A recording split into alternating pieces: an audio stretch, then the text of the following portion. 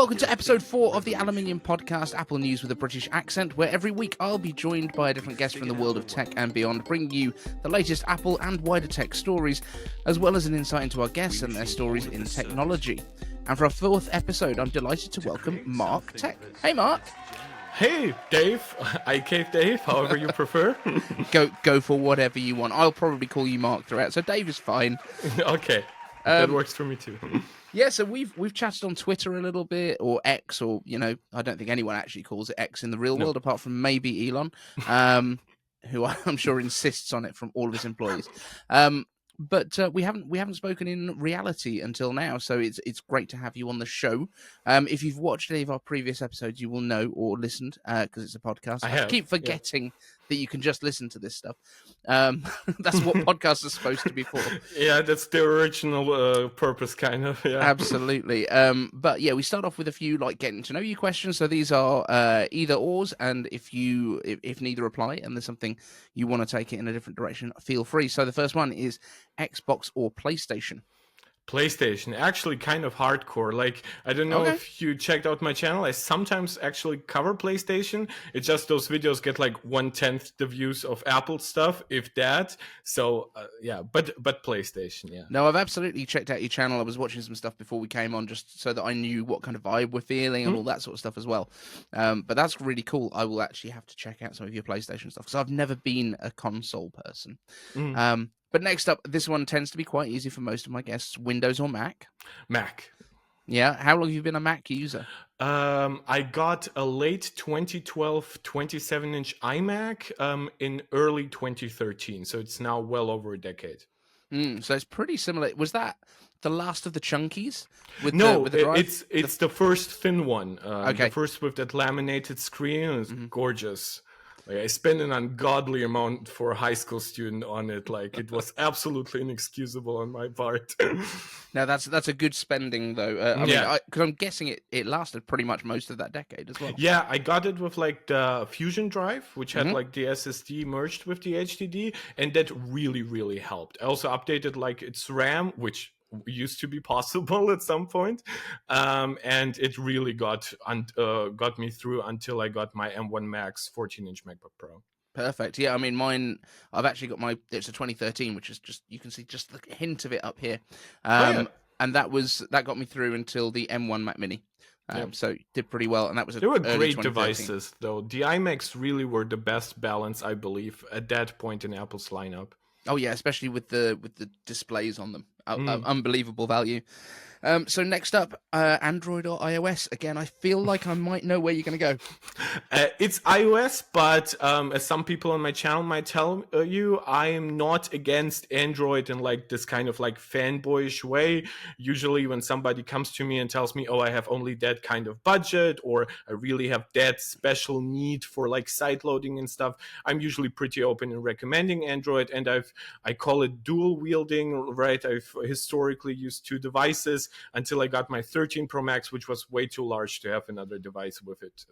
But with my 10S Max, I had a Galaxy S9, and I really liked it. So you were carrying both on the daily? Mm-hmm. For the most part. With separate numbers? Was it one was a work phone? The Galaxy was just an internet contract. I had a great carrier deal where separate devices that use the same data were only a once €15 payment or something. That's pretty awesome. I've not heard of that. That's kind of I guess, if you were splitting with an iPad for data or something like that. Which I still do. Yeah, cool. Well. So tea or coffee?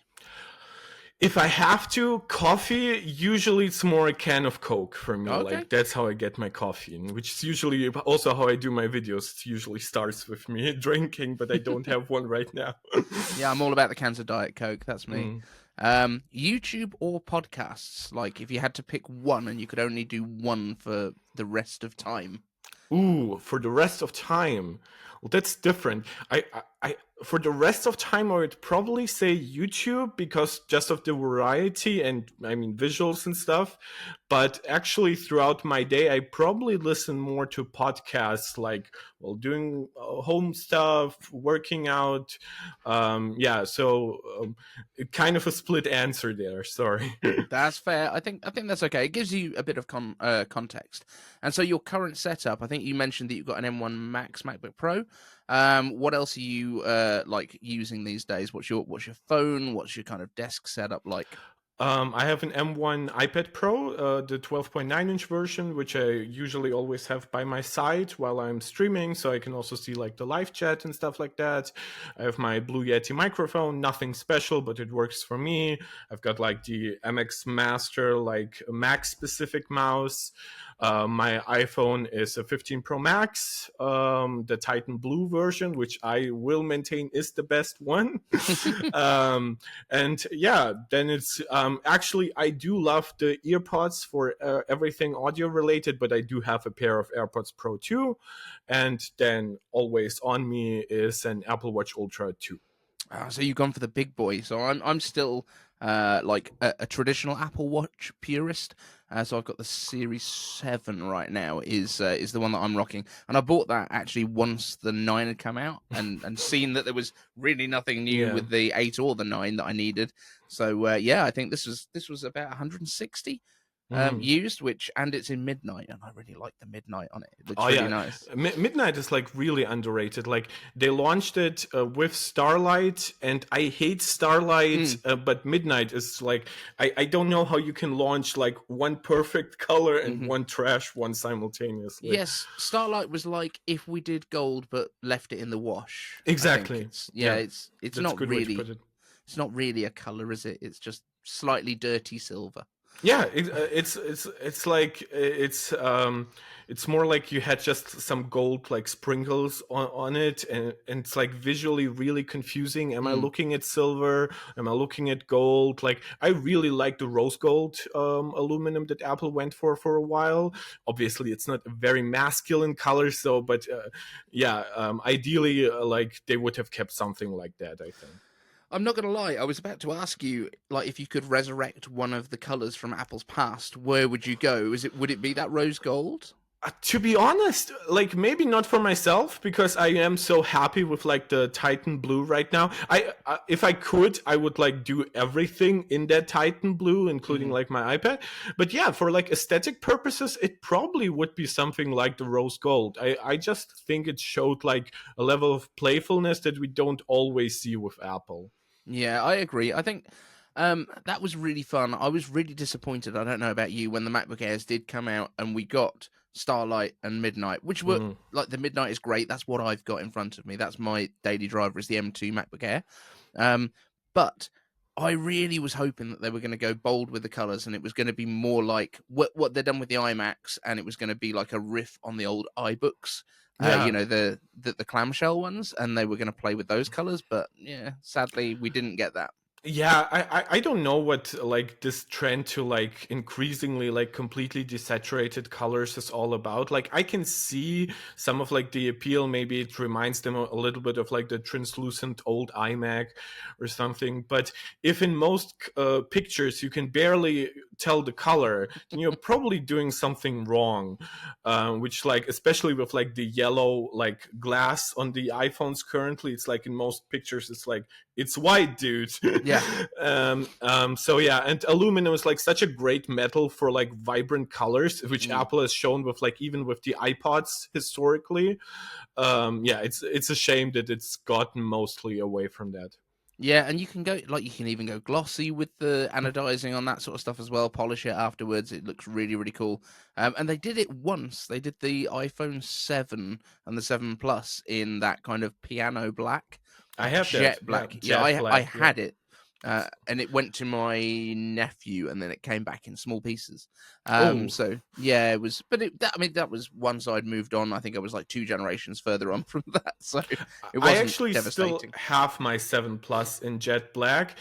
It actually went through family members as well, but it came back in one piece, and I'm just keeping it as an artifact of just how gorgeous it is. I'm polishing it from time to time. Sometimes I'll post a picture on Twitter or X about Yep. it, just to remember it. It really was cool. I mean, it scratched like an MFer, but it worked. Absolutely. And just how long have you actually been doing YouTube? Because you're on like what 85K 83. subs. So well, you're way ahead of me. I think that 2K doesn't really make too much difference at this point. No, I But just yeah. looked it up. That's why I remember. So how long have you been going? When did you start? Why did you start? What's your plans? Well, I guess I should say first, I'm a student at med school in my last year, so everything I'm doing right now is kind of on the side while I'm also preparing for like my final exams. So that's why I've chosen like also the format that I'm going with, because it doesn't take me like work to edit and stuff like that. I also like just the thinking process that comes with a live stream usually. I do smaller videos as well, but mostly live streams. I started 2 years ago on this specific channel. I had like a channel like 8 years ago or something like that. And then I went mostly offline for like about half a year, 9 months. And I actually looked it up before coming on, and about a year ago is when I really got into this. Like my iPad Pro M2 video was like the one where I thought, oh, maybe this could work. And then when we got the 2023 HomePod, which was, I believe, in January of last year, that's when I really thought, okay, this works. I got some engagement, and it's really, really fun. Like, I'm not doing this for money or anything. It's I just really enjoy it, and I love the people that I got to interact with on Twitter mostly, but also obviously YouTube comments and stuff like that. And I get to meet nice people like you. Oh, thank you. And talking about Twitter, like your number of followers on Twitter does not anywhere near kind of come close to the quality of the tweets that you're putting out. So just Thank you. dump your Twitter account now so that everyone watching this can follow it. It's Marc Tech 1996, so like my channel plus the year I was born. It's 200 subscribers. I should say that like I have 83,000 subs, but ironically I'm streaming from Germany, right? I come from Eastern Europe, from a country named Moldova, and I stream in English. And yet somehow I ended up with an audience that is primarily, okay, India, of course, an English-speaking country, but it's like 40% of my audience. And then it's like Bangladesh and Pakistan. Like, Wow. I have no idea. I have no historical or cultural connection to those areas. I think this was just a fluke of the algorithm, and then it just kept recommending me there.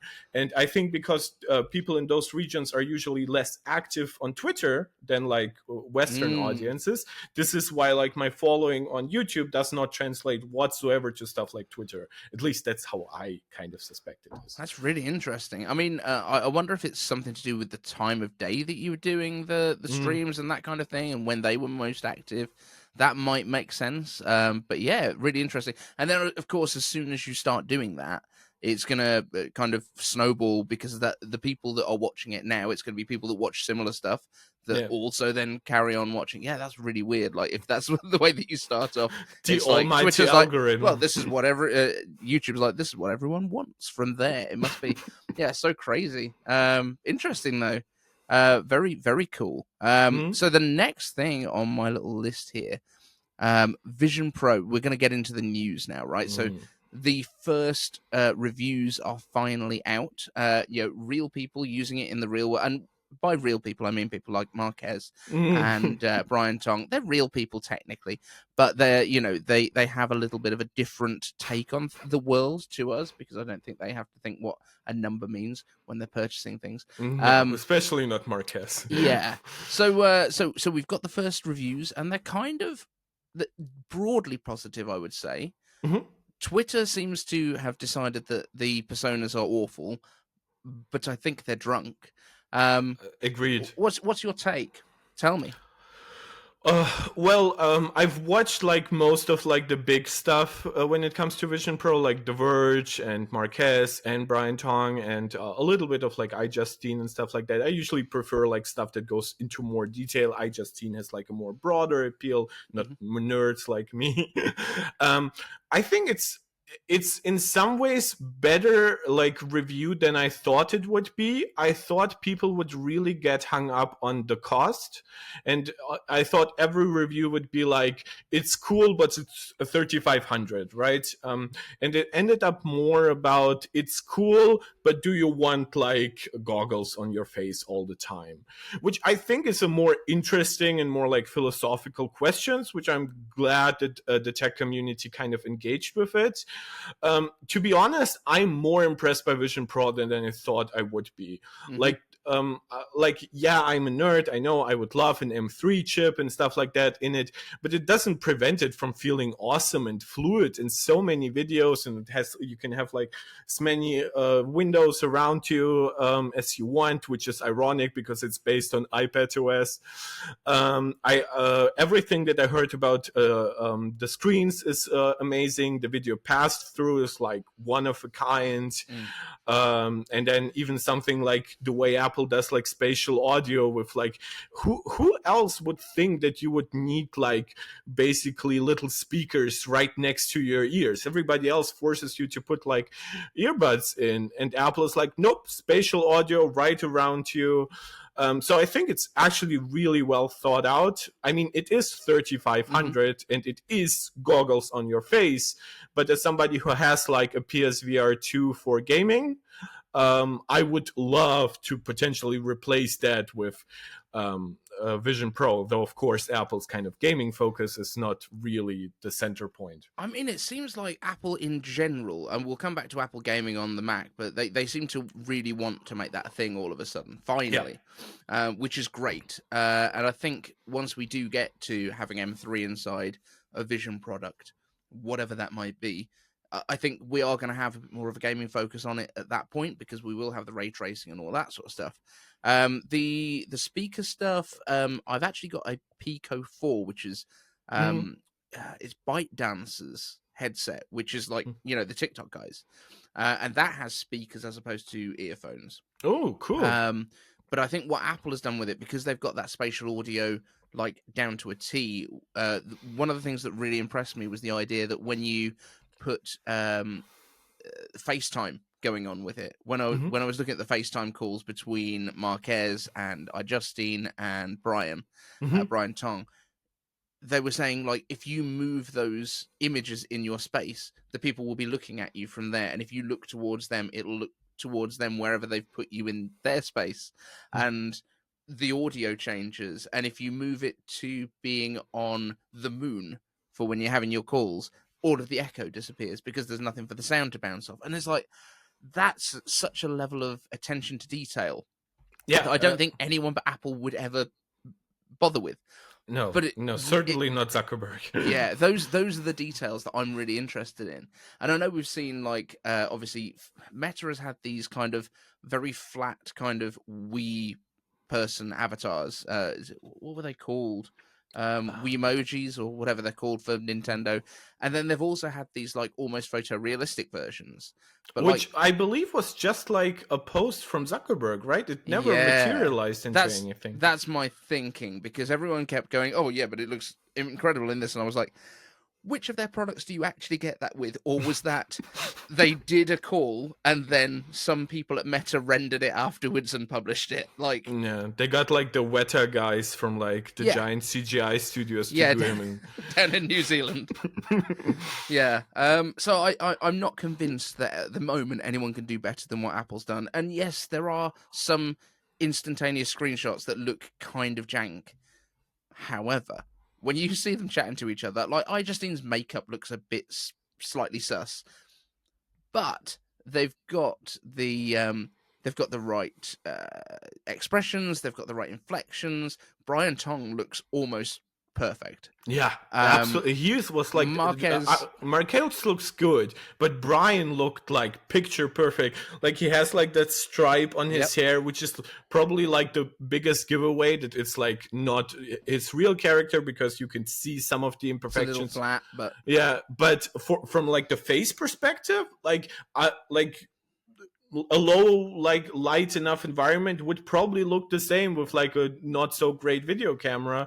So I have nothing to complain. If I looked that way in Vision Pro, I would literally complain about nothing.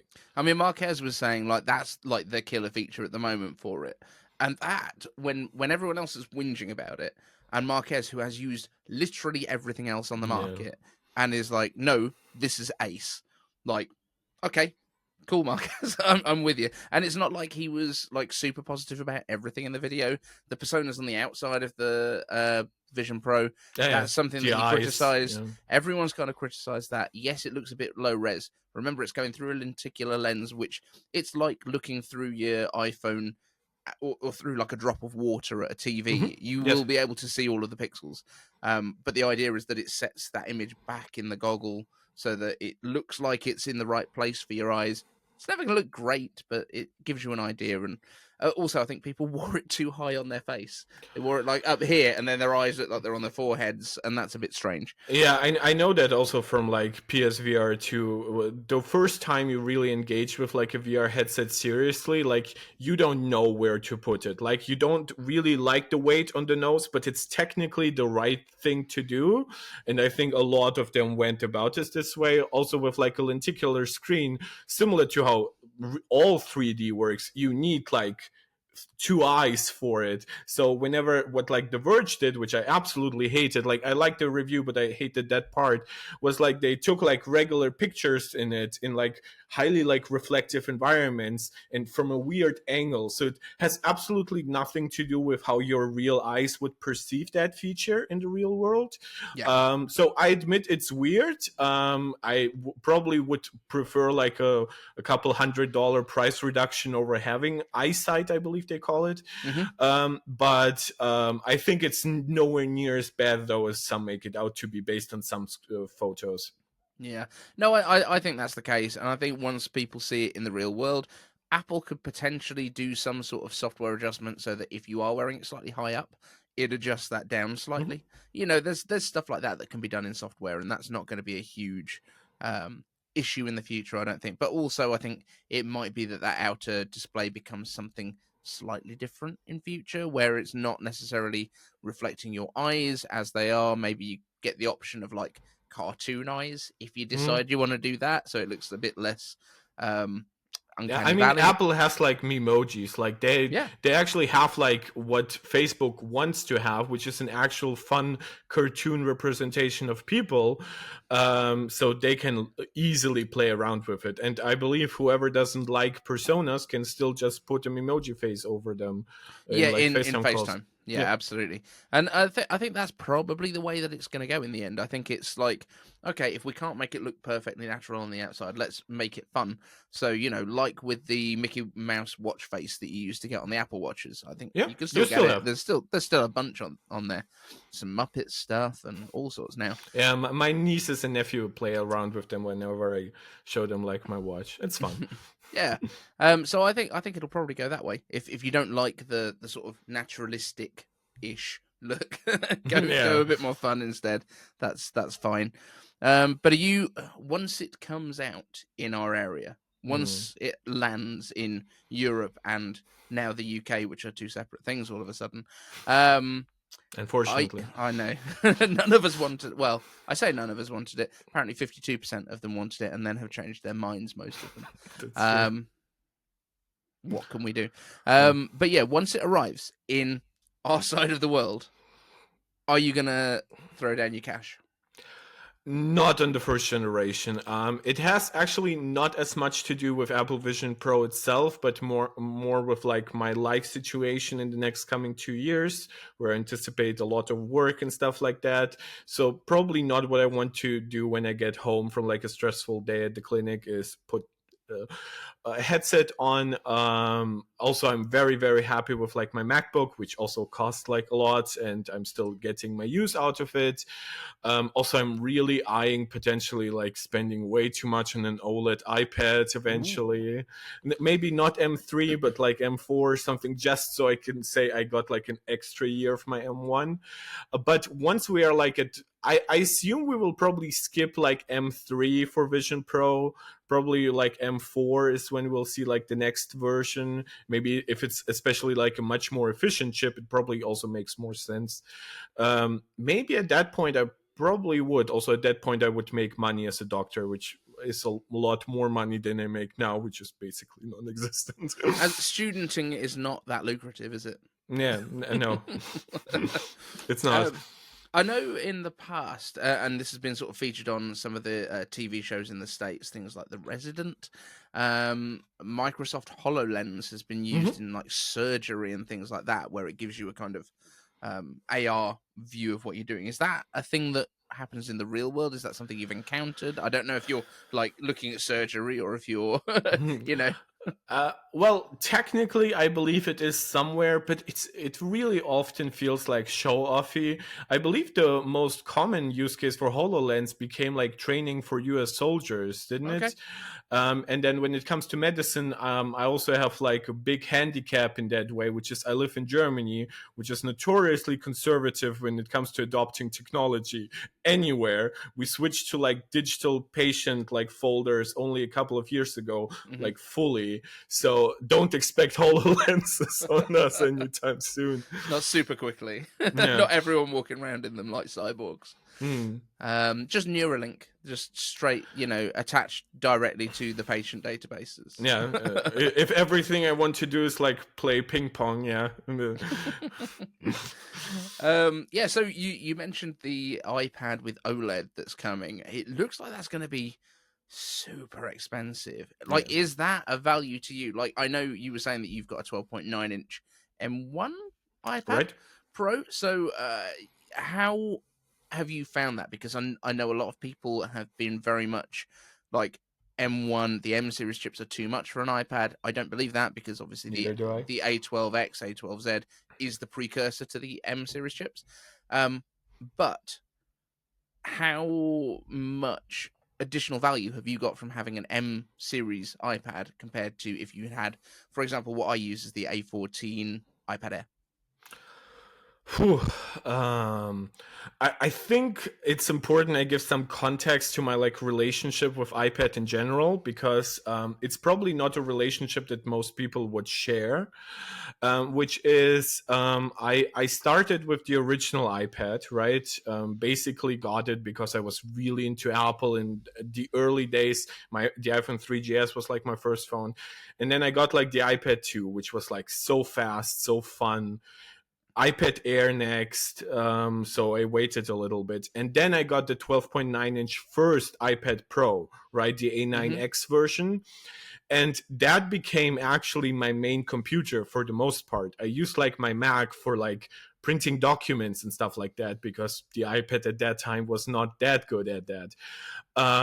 So by the time I updated to the M1 version, I really was just looking for the largest iPad with the nicest possible screen and with enough performance to also last me several years, just like my A9X iPad Pro did. And so in that way, it's like fast. It powers like the 120 hertz display. It has 8 gigs of RAM. I did not spring for like the 1 terabyte version. And it's perfect basically for everything I do. Sure, a lot of what I do might be watching YouTube videos, but at least thanks to Mini LED, which at this point still is exclusive to the 13-inch iPad, like at least there are no like grayish bezels. It's all black, unless we're talking about blooming, which is a different issue.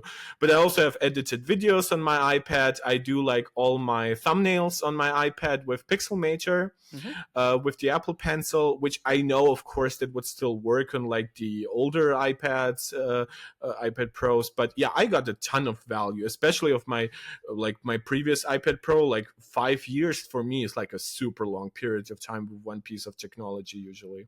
Yeah, I mean, I picked up the A14 iPad Air in 2020 when it came out. So on release, that was kind of the first year of this channel existing, sort of thing. Oh. So that's why I was sort of pushing to try and do a bunch of stuff. So I got the the iPhone 12 Pro Max, which is what became the camera for the channel. I ended up getting the Mac Mini with M1, which came out the same year, although I got it just into the following year. I think it was in January.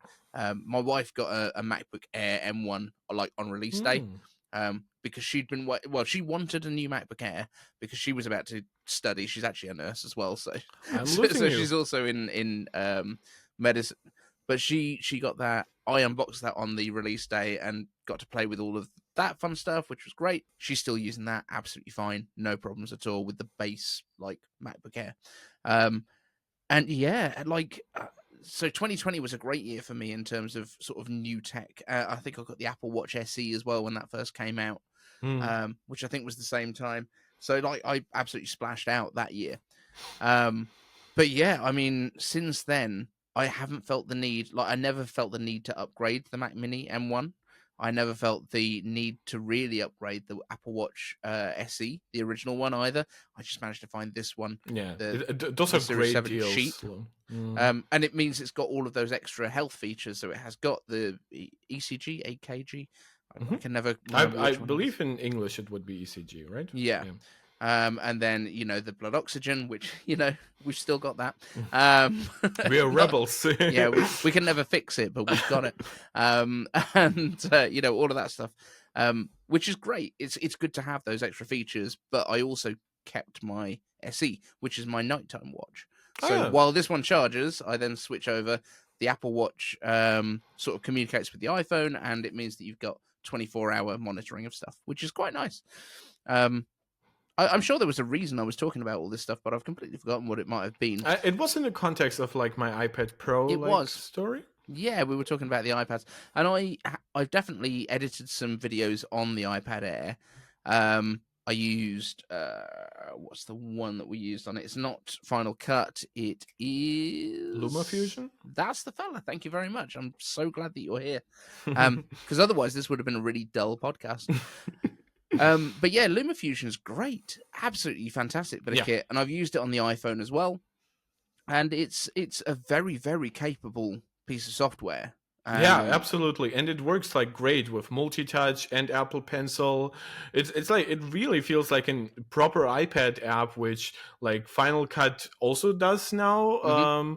It's adding, which the unfortunate part for Final Cut is like its monetization, right? Which usually if you pay like a subscription, you expect it to be like more desktop level. But Apple also really put in the work to make it a proper tablet app. And as somebody who is pretty impartial to tablets, and I like the form factor, I like using something with just the fingers and the Apple Pencil, I'm really grateful for all that, which I know many in the community are not, right? There's often this meme like just bring macOS to the M series iPads. It's like no, it will kill all what we've built. It's okay. I don't want to get angry. That's okay. Do you use your iPad Pro though? Do you have the Magic Trackpad and keyboard? I have the Logitech attachment, which I wanted because at first I did not know like how protective like the Magic Keyboard was, and also like it has like just a stand. Yeah, unfortunately, and I've tried to clear this up with Logitech, and I've heard this from like dozens of people at this point. It's like it's falling apart in this specific area right around the speakers. And I told them, look, my keyboard and my trackpad portion is absolutely fine. Can I please just get another case, right? $50, whatever. And they're like, no, we only sell it as a €150 combo. And I'm like, yeah, go. Yeah. I would at that point be just clipping those pieces off. I thought so. So my cat actually bit through like one side, so that happened recently. So I will probably like clean that up. Yeah, just clip it off, get rid of it. Like, it's fine. If does it fold flat so that it covers Yeah, this it does. display? It's actually like It's gonna be okay. it's pretty much as good as like it's actually better in many ways than like the Surface Hinge in that way. It's also like protective, which adds to it. Yeah, if it wasn't for like the literal like falling apart at the literal seams, it would actually be really cool. So it's just like in terms of the actual functionality, it's really, really good. It's just the build quality around those areas. Yeah, exactly. And I've heard that from like so many people at that point. And I mean, it saves you like a lot of money over the Magic Keyboard. And in many ways, it is more versatile because you can disconnect the keyboard portion and just use it as a case with a stand. But yeah, probably for next gen, I would go with like whatever is the redesigned Magic Keyboard. Like we've heard so much and yet so little from Mark Gurman about this. So I'm very curious what that will end up being. Yeah, we keep hearing it's coming and then nothing about it at all, really. What is it that makes you think to yourself, yes, I want to spend the extra money on that? Or do you think that this is, because I mean, something that I've suggested in the past is perhaps with that price increase, maybe Apple's going to include the Magic Keyboard for the pros? I think I have that like not as my pinned tweet anymore, but it is in my timeline. I've actually speculated and like bet some of my honor on it that price increase rumor that we had seen was so early. The initial one is actually from like last October or something, and then it was like regurgitated a little later on. I don't actually believe it because Apple is known for like high prices. I don't deny that. But Apple is also known to be really, really smart about gradual price increases or upselling people by, for example, really cheaping out on like base storage, right? I don't see like a 70% increase to the base price happening. I just don't see what would justify it. I mean, will they give us like 1 terabyte by default? Why? Like even I, as a very heavy user, barely fill out my 256 gigabytes on my iPad Pro. Giving us an accessory in the box, I mean, that only prevents them from making extra revenue afterwards. Same with like the Apple Pencil, which is why they historically have refused to bundle stuff like this in. I do believe we'll see a price increase, like that double stacked OLED just sounds really expensive. I also believe we'll probably jump from 128 to 256 as base storage, which also makes sense. So I could kind of see like a $300 price increase, right? $100 to match like the 256 version, and $200 more for the better screen. Yeah, I mean, we've seen definitely with the MacBook Air when that got redesigned, went from the M1 to the M2 designs. I think it was $200 increase at that point. You were getting a slightly bigger screen. You were getting the M2. You were getting the redesign, and it was kind of a fully new style of display. And I suppose you got MagSafe as well. That was something else. Yep. And a couple of $100 for that, and then it came down $100 when the 15-inch came out. Exactly. So, yeah, that kind of makes sense. I can't see it being more than $200 as an increase for a redesign with a screen tech. I also think people just underestimate, like, mini LED was really expensive when it originally came out, and it was like in really short supply, and Apple was like notorious for using like the highest density mini LED screen on the market. It's only getting sort of matched right now, and it's still pretty much unbeaten in that regard. So I think people just don't understand that it might be like 3, 4, 5 times more expensive, like the OLED will be, than a standard 120 hertz LCD screen, but it probably will be like twice as expensive as like mini LED, especially in the long run, because I believe Apple will like use that OLED tech for years and years. So there is some like logistical benefit in the long run as well. Yeah, that makes sense. And I think this is one of the other things with Vision. I think people completely underestimate how much it costs to build that thing. Yeah. Because those displays, I don't think there's anything that's even close to comparable on the market to have more than 4K per eye in a display that's like an inch across. Yeah, 500 nits of brightness. yeah, 5,000. I just wonder what's up with like I don't know, like often rumors that we like take for granted turn out to not be that true. Like we have heard like the predictions that they will produce like 500 to 600,000 Vision Pros, and that Sony apparently like refuses to make more micro OLED panels than that. I just don't know. Like, is Apple asking that cheap of a price from them that they are saying no, we don't want to, because that's like a really good business deal for them in the long run. So I don't know. Like I know it's expensive. I know that also Apple probably wants to use like the limited supply to like get as much back for the incredibly expensive research and development period for it. And I mean, even right now, right, we will getting Vision OS 2 right at DubDub. There's a lot that Apple will still be putting into it, like partnerships with like third-party developers. Apple usually pays those to like make ports when a product originally comes out. So there's a lot of expense there. I probably would have liked to have just one version, maybe like 1 terabyte, and it is like 3600 whatever, because the storage doesn't cost Apple much. But I don't like logistical complexity in that way, which Tim Cook is usually known to be like the logistics guru. And I just would feel a little like cheated if I got like a Vision Pro. I thought like, okay, 256 is enough. Now it's like with the Mac you can like connect external storage, even with iPads and iPhones these days. With Vision Pro that really won't be an option. So yeah, just that is where I complain about value. But 3500 overall, given how game changing it is in terms of hardware, I really don't complain about that. No, I think you're on the right tracks there. I think in terms of the additional storage, we just still have no idea. Like, is 256 far too much or nowhere near enough? Like, we don't know what size a spatial video is going to be in terms of movie files, because they're going to be 4K and potentially 3D. Yeah. But most of it you're going to stream. But if you're on an aircraft or something like that, then you're going to want to save it. And in terms of, I know we've spoken a little bit about iPads. In terms of this year's releases, when do you see the first Apple event coming this year? What are we going to get then? And how is the year going to kind of pan out for us? Well, if I believe like our like tech Jesus in that way, like Mark Gurman. Yeah. He needs a better beard. Yeah, definitely.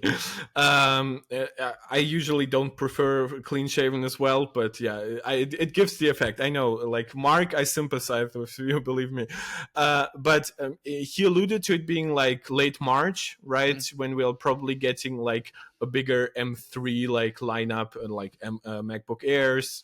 Maybe something in like the Mac Mini space, because there is now this disconnect between like the MacBook Pro and basically everything else. The Mac Studio is M2 based. The Mac Pro at $7,000 is technically an M2 generation device.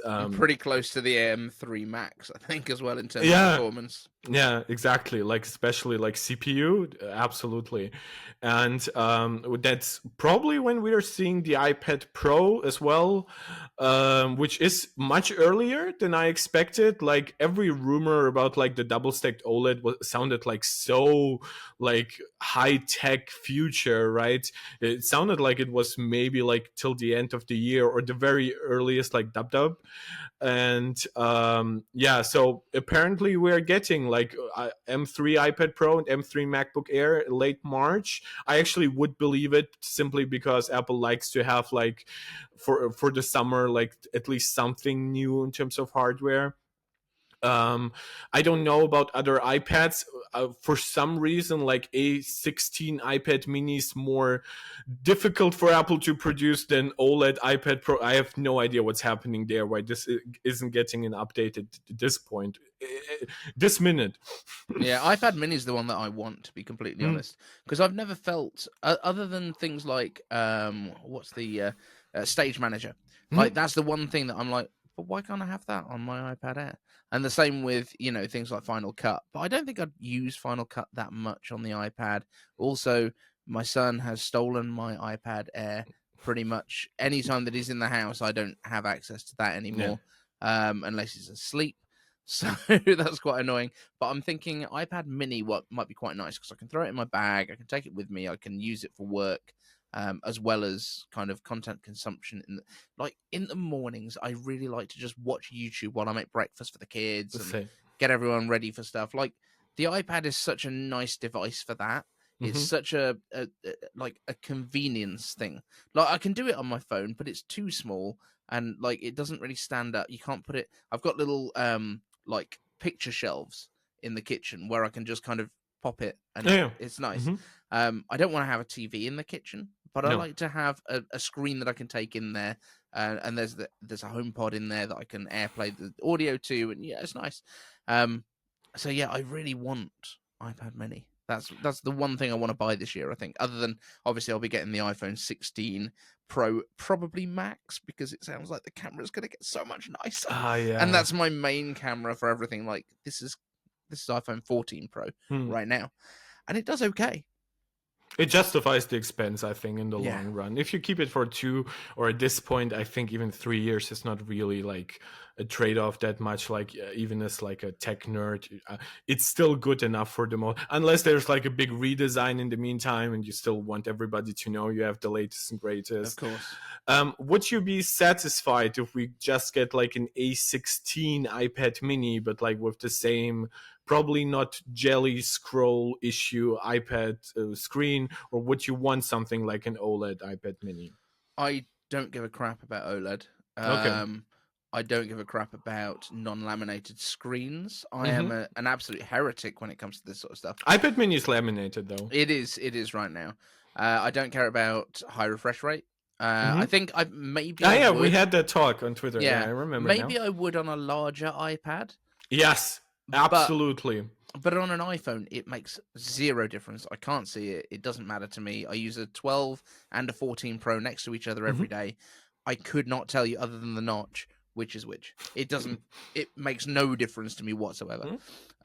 So that I don't care about. The jelly scroll thing, I have a feeling, as long as I don't generally use my phone to film my iPad in slow motion, I probably won't notice that either, because that seems to be the only situation. I've checked out iPad Mini at Apple stores. I never. It looks lovely. Yeah, it beyond it being 60 hertz, which yes, I do notice, but it's not trash like some pretend it is. Like I never see a difference between it and like an iPad Air in that regard. Absolutely, and like I think things like the iPhone XR when that came out, and it was like 720p ish.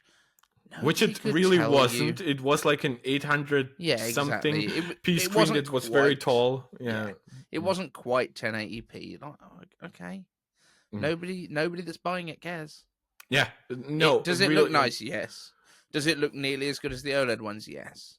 Yeah, it's fine. It's absolutely fine. My problem with like the 10R and 11 really were the thick, chunky bezels, because it really felt like this was a little bit of the betrayal of like the iPhone 10 design, because it felt like so smooth and like the screen was almost flowing out the front without being the trash curved Android screens we used to get, and then the 10R was just so noticeably, it's just a thick bezel, and but yeah, with the screen I never really had an issue. Like of course I got used to like OLED since the 10s. I actually skipped the iPhone 10 because I was like used to the plus models, and the 10 was like technically not a plus model. But yeah, I never had to in fact, I've said that, and I've been crucified for it in the tech community. I've said that I do prefer the color reproduction on like LCD or mini LED screens. It's just I prefer OLED for the black levels and the pixel response time whenever I'm doing something remotely gaming stuff.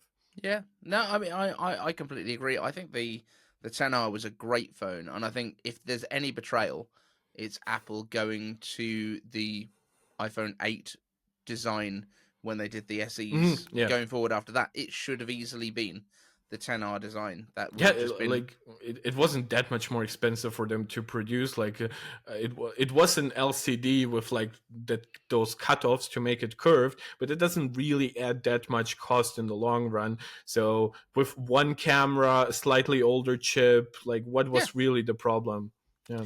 Just makes the most sense, I think. And I think we're hearing now that the next SE, which I guess is due this year, because it's been a couple of years, right? Yeah, and I think the EU will be like an issue, right? Because by that point, Lightning will have to exit the lineup. So probably by fall, Apple would want like a mid-tier device that is USB-C and new. I have a feeling, though, that actually if the product has been released already, it's okay to keep selling it with Interesting. something that's not USB-C, I think. Which is I should probably check the law, I'm not 100% sure, but that's my interpretation of what I've heard. Mm. Which means that, in fact, Apple could probably keep selling keyboards, trackpads, etc. with iMacs if they're included that don't have USB-C. But maybe if they sell them individually, they would need to. I don't know. It's like it's very complicated and dull. Like I've covered like all the EU stuff over time on my channel.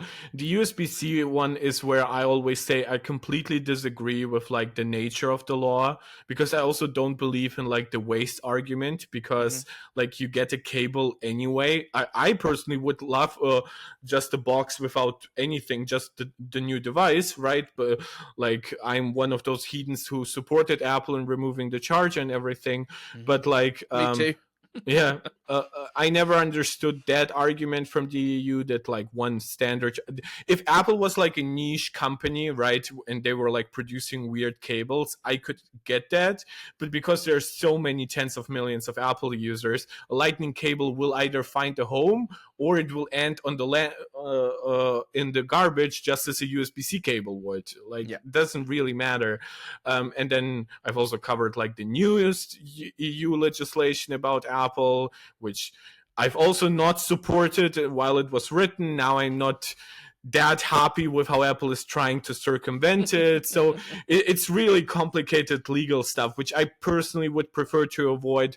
My parents are lawyers. I'll leave it to them. It's not my cup of tea. Even though I like legal and political stuff, it's not really something I want to do on the channel too much. Yeah. I would say on the sort of alternative app store stuff, if anyone's making a free app, just use Apple's App Store anyway, because it makes the most sense. Yeah. And use the advertising stuff, and that's absolutely fine. You're not going to have any worries with the paid stuff. And obviously, Epic is the big starter of this. It's their own fault. But yeah, the amount of money that they would have to pay they're Apple. also like the worst speaker, I think, for this issue. Like Spotify is okay. I don't like their app much. Like they don't really go with the time in terms of audio quality and stuff like that. But I can see why they would like want to pay a lower commission. Okay, they don't make a profit anyway. But like Epic and like Tim Sweeney is like so notoriously up his own ass. I actually had a Twitter account before this one, which is why this one is pretty small. I like resurrected it a year ago. My last one got hacked and was decently big actually at that point. And Tim Sweeney was actually following me for some reason. Wow.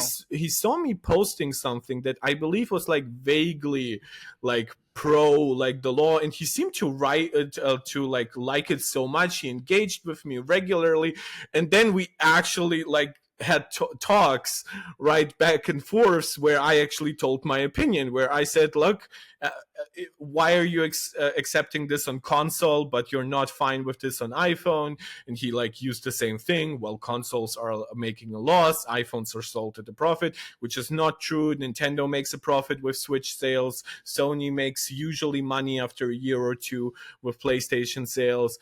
So I just dislike Tim Sweeney, even though I think sometimes he can make good arguments. I don't like them coming out of his mouth.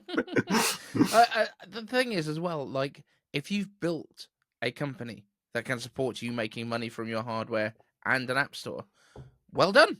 Well done. You've done a great job. That's what business is called.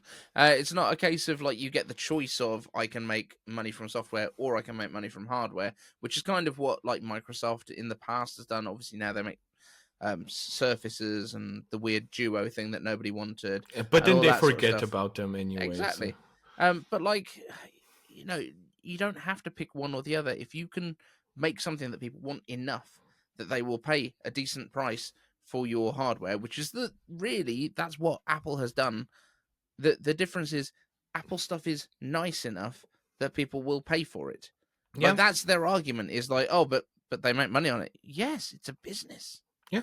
Like if Spotify is not making money, okay, quit. Like if you can't run a business properly, that's okay. I mean, they are quitting so much. Like with the podcast, I believe they just canceled every exclusive except Joe Rogan. Like everything else is now going to Apple Podcasts and stuff. And Joe Rogan is now the only Spotify exclusive.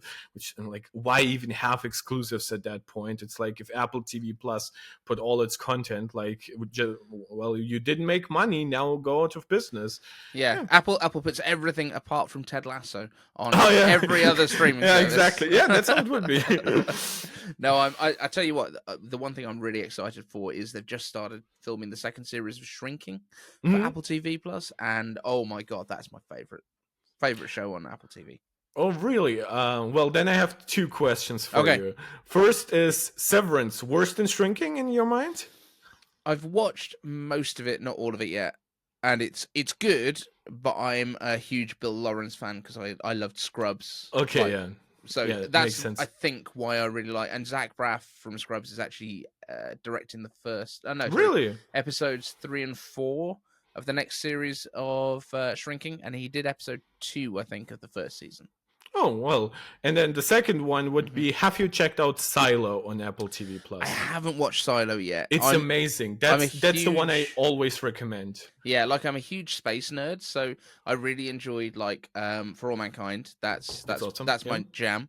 But Silo I haven't had time to watch yet. And cool. I always like to get recommendations from people as well. Yeah, I've recently had that, like, with interactions with people where, like, you know, like how Apple is usually, like, memed to death, right? Where it's like everything Apple does gets, like, stuck at a certain level, right? People believe Siri can barely recognize your voice, which if you actually see, like, more scientific tests, yeah, Siri can be dumb as beep, but in actual recognizing your voice, she's actually really, really good, especially if you talk to her for like a week or something. And with Apple TV Plus, people think that it still has like literally zero content on it, and I'm like, no, it literally had the best show in my mind of 2023, which was Silo for me, and it had the best show of 2022 for me, which was Severance. And everybody who I showed those shows to was like, yeah, is that their second season? Is there a third season? I'm like, yeah, it's not Netflix, but you can relax. They didn't cancel it 5 seconds after releasing it. Like Apple does not get enough respect, I think, for Apple TV Plus or Apple Arcade, which I have 2 nieces. Also really good. And they like only play Apple Arcade stuff. It has no ads. It has no bad stuff on it or anything. In-app purchases. Yeah, exactly. And then Apple does not get actually enough memed on for Apple News Plus, which never really went anyway. And it's a bit nothing. Yeah. No, I definitely think like Apple TV Plus, the one thing that they've not done is put out anything that's crap. Yeah. Like, that you can watch anything on that service and it's good. Yep. Like there's nothing to avoid as such. But there's also like just so many hidden gems.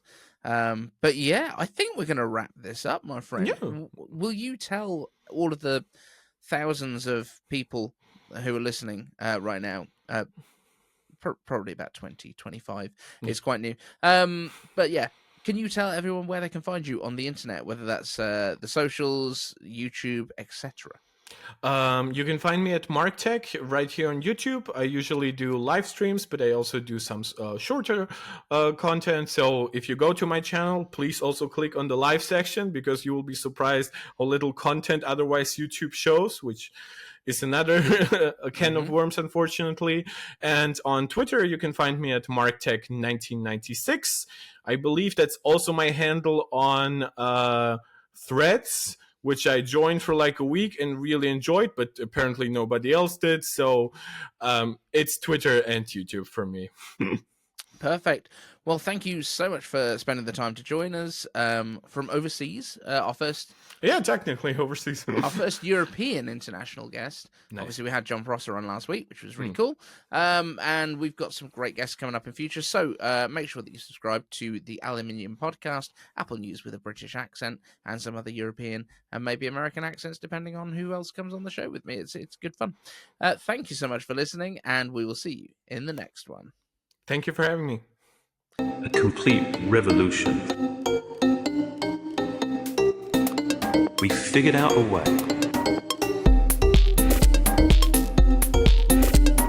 We machined all of the surfaces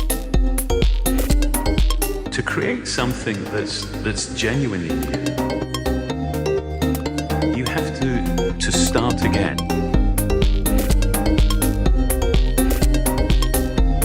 Unapologetically plastic. Aluminium.